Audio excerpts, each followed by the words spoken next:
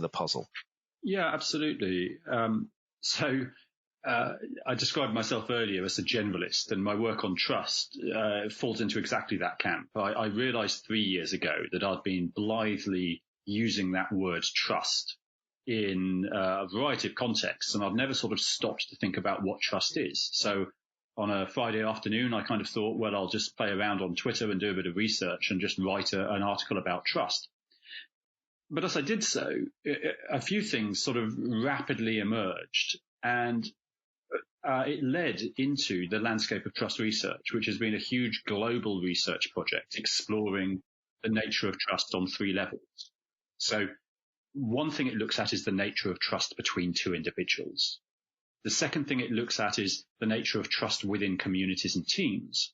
And the third thing it explores is the nature of trust in organizations.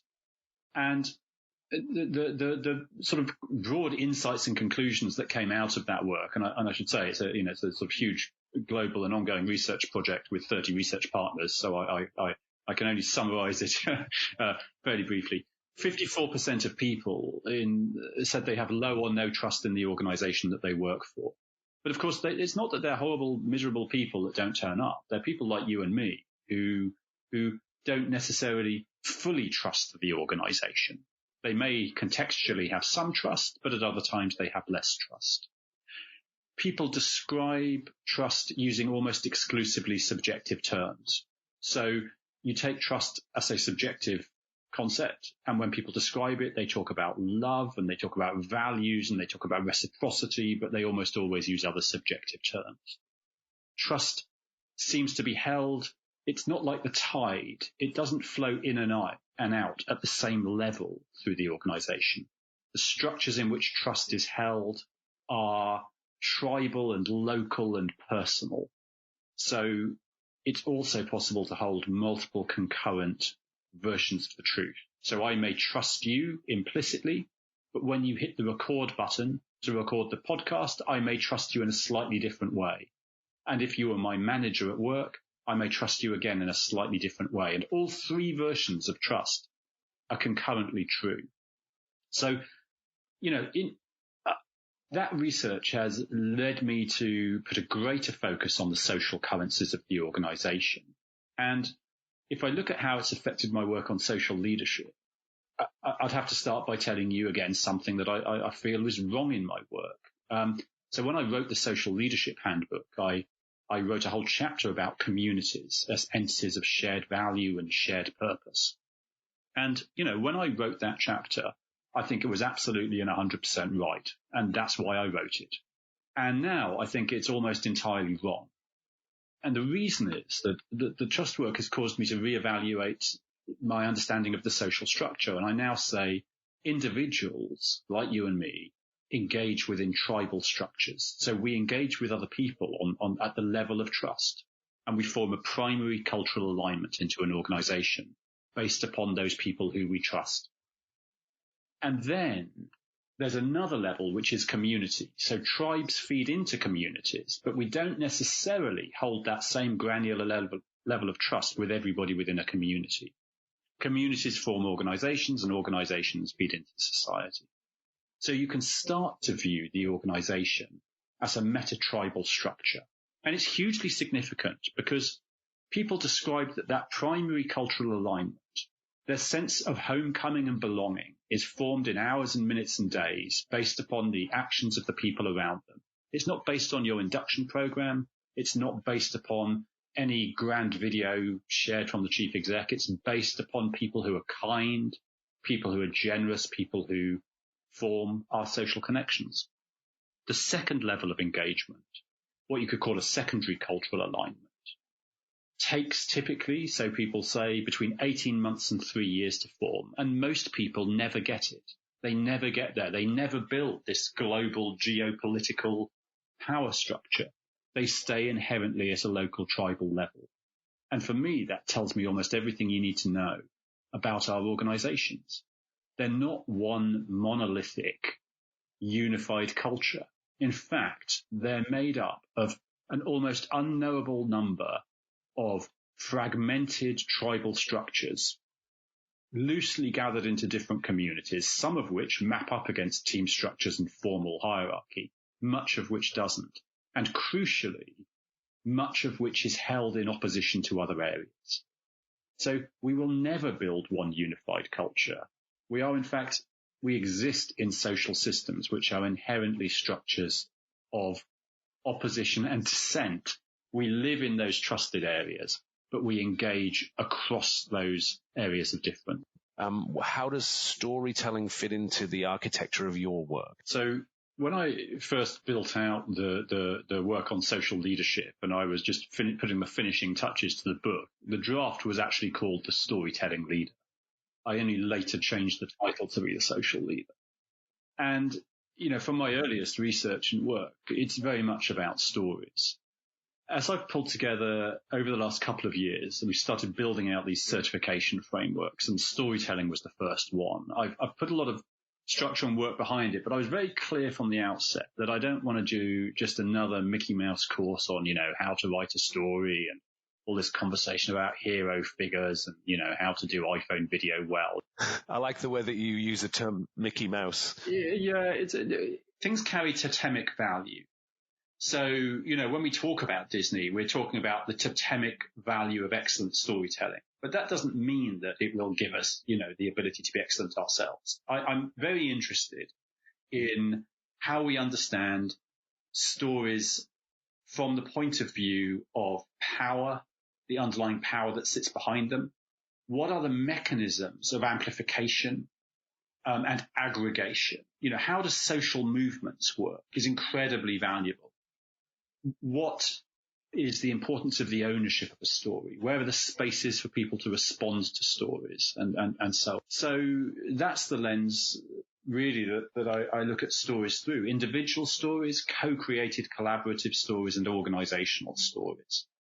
And, seeking to understand how we can build social movements around our own leadership discipline and within our own organization. And, if you take it out to one of the other great sort of myths of modern learning, the idea of learning culture, and we talk about culture as if it's deterministic, we can create a culture and it will give us these great outcomes. I was writing yesterday about culture and I said, culture is a common consensual delusion. It's a myth which we create in our actions every day. It doesn't live in the woodwork. It doesn't live in the floors. It doesn't live in the laptops. So logically, every organization should be the same because people are, generally the same. They should all have the same culture, but they don't. Organizations have very different cultures because of something called a dominant narrative. And a dominant narrative is really what gives us society. It is the ways that we believe things are and the way we believe things operate. So an organization is effectively a dominant narrative, and anybody that challenges that narrative is likely to be beaten down. So culture is enabling in the sense that it gives us a space to operate, but it also removes our permission to protest and dissent.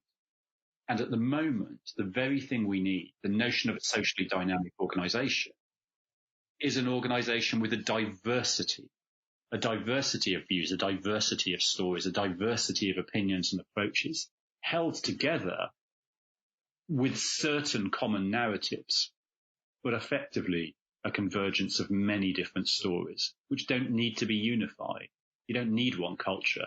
You need multiple different cultures, which are interconnected. Does perhaps, I'm struggling a little bit around this concept because I can feel culture. As I move from organization to organization, I worked in very large organizations for most of my career, and now I find myself spending time in lots of different organizations. And it seems very tangible to me almost.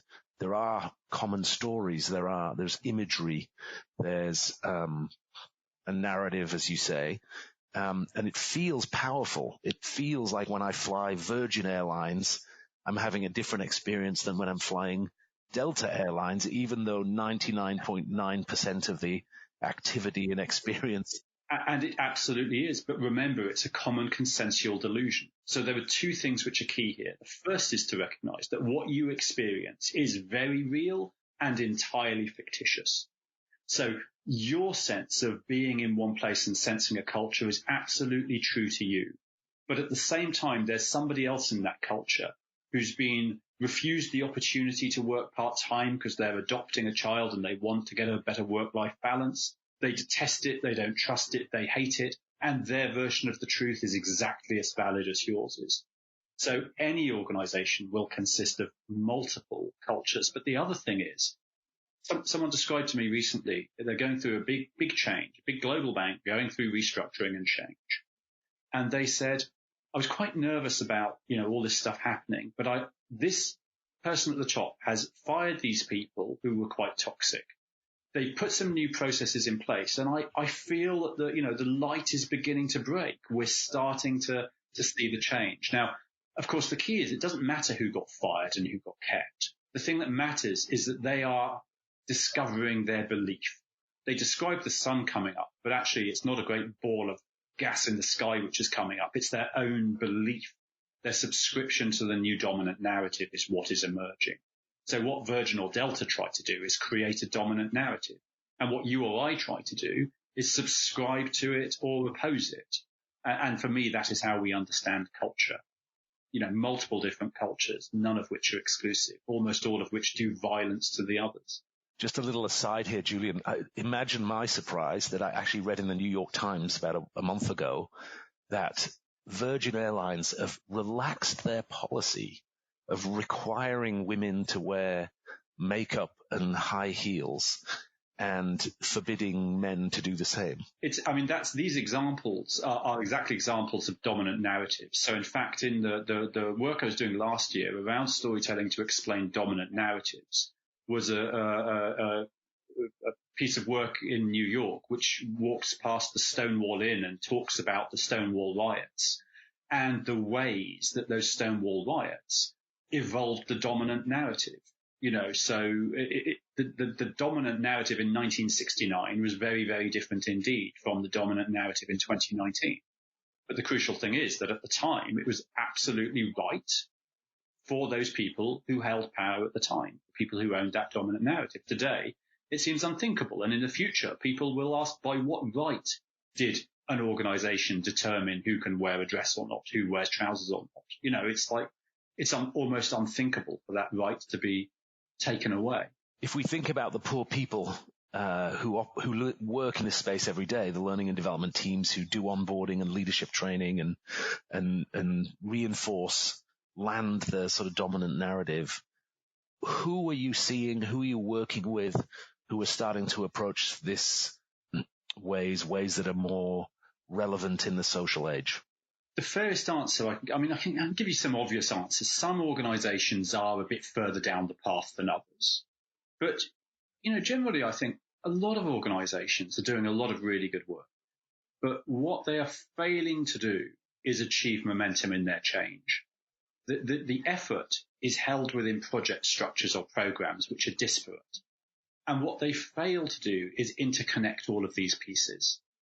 So, if I were looking at an organization and encouraging it to find a way to achieve momentum in transformation, it would be to create the space on the side where it can take a look at these different initiatives and can start to tease out its own version of the truth. It can't be pushed from the top. It has to be uncovered from within. One of the organizations I'm working with at the moment has got 45 different leadership programs. And when they started talking to me, I said to them, well, I don't know why you're talking to me. You must suffer from an abundance of exemplary leadership. You've commissioned and paid for. I dread to think how much. But of course, they haven't, because much of that work is totemic. It uses the right words, but what it fails to do is create the space for people to build their practice. Do you think it's not authentic? Do you think it's sort of imported ideas and approaches, the organization itself is sort of ultimately rejecting? Yeah, I mean, authenticity, when I was working with one of the global tech companies, the usual suspects on social leadership. So we're building, building social leadership across a population of 70,000 people, surveyed in that group. What